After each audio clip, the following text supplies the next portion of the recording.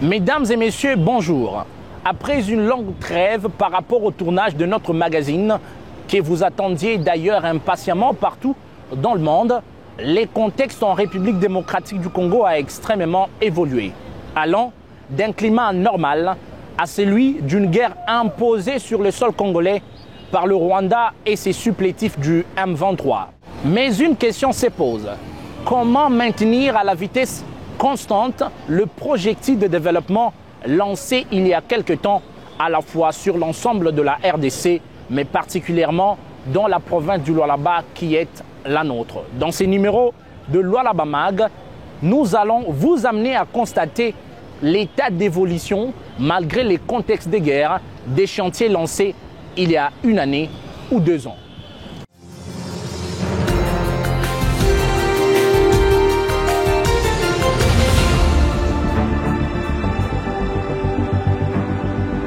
Il est 6 h du mat. Le soleil s'élève sur Kolwezi dans un écosystème à tendance moderne et mouvementée. Mais en dépit du contexte d'agression rwandaise dans l'est de la RDC, la locomotive de développement tractionnée sur ces chemins de fer que le Lualaba avance sans broncher.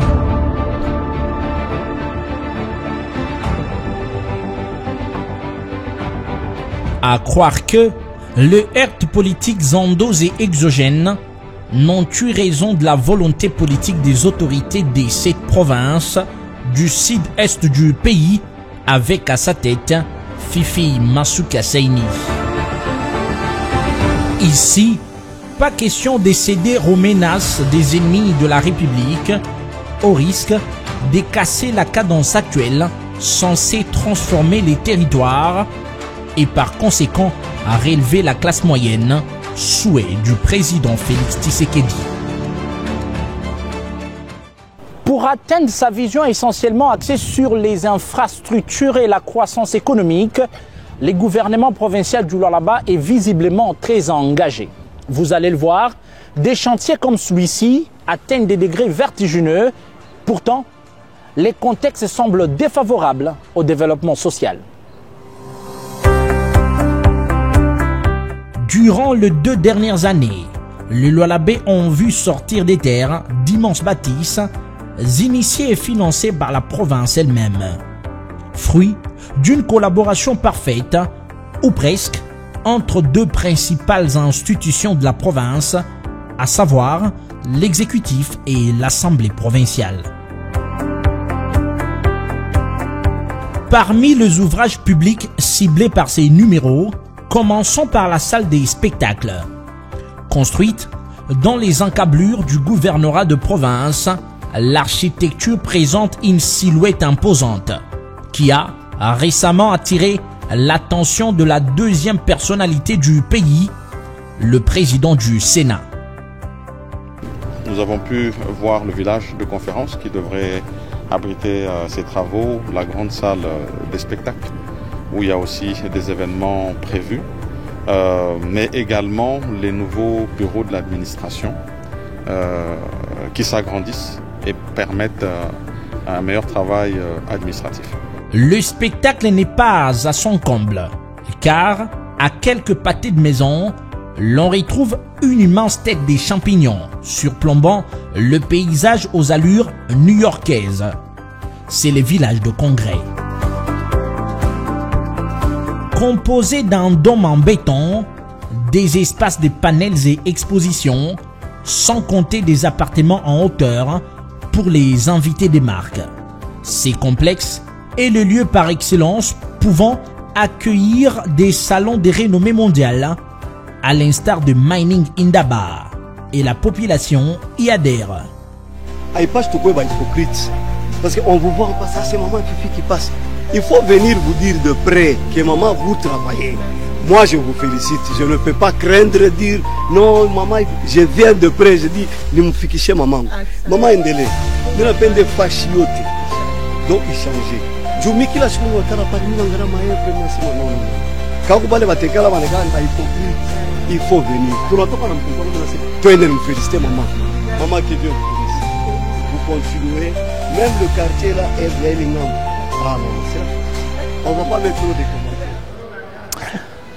Étant l'une des provinces minières et poumons économiques de la République démocratique du Congo, en raison de ses immenses mines de cuivre et de cobalt, la province du Lualaba peut désormais se prévaloir les conditions d'organiser des forums miniers de renommée internationale à l'instar de Indaba Mining, une fois ces villages de congrès uniques au pays achevés.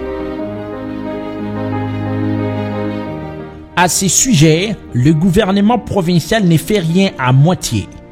Les étudiants de l'université de Kolwezi sont stupéfaits de voir leur campus subir une transformation de haute intensité. La gouverneure a décidé de doter ses alma mater des cliniques universitaires, de homes et laboratoires totalement modernes.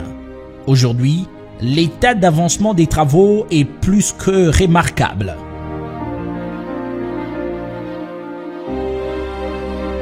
Son Excellence, Madame le gouverneur de la province du Lualaba, elle a saisi cette occasion pour permettre, comme la province, vous le savez, c'est une jeune province qui est le fruit du démembrement de l'ancienne province du Katanga et qui devra au même moment essayer de pouvoir s'organiser, se construire pour essayer de rattraper les anciennes provinces.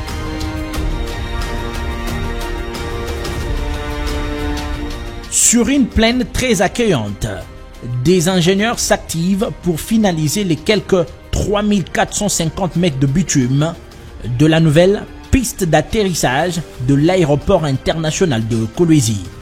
Lancée au lendemain de la prise de Goma et Bukavu dans l'est du pays, cette étape des travaux a une symbolique. Nous sommes en train de continuer dans les travaux. Maintenant, aujourd'hui, c'est la piste qui commence.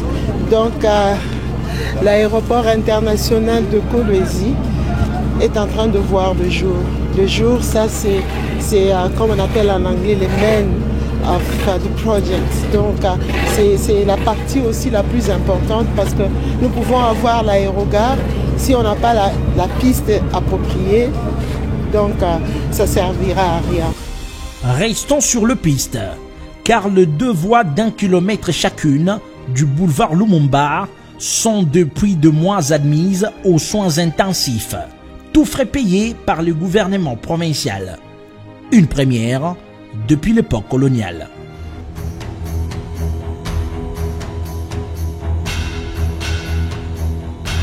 Envahi auparavant par des ornières qui malmenaient la mécanique, cette voie de communication est déjà méconnaissable avant même la finition des travaux.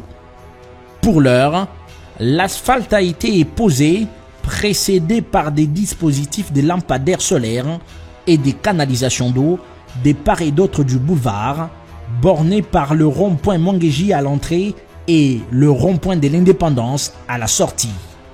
Par rapport à Yebalabala, tunaona hapa, en tout cas tuna félicité sana mama Fifi Masuka parce que Yebalabala hii turanze tueseyo amo manjimu sika kukwete na namu.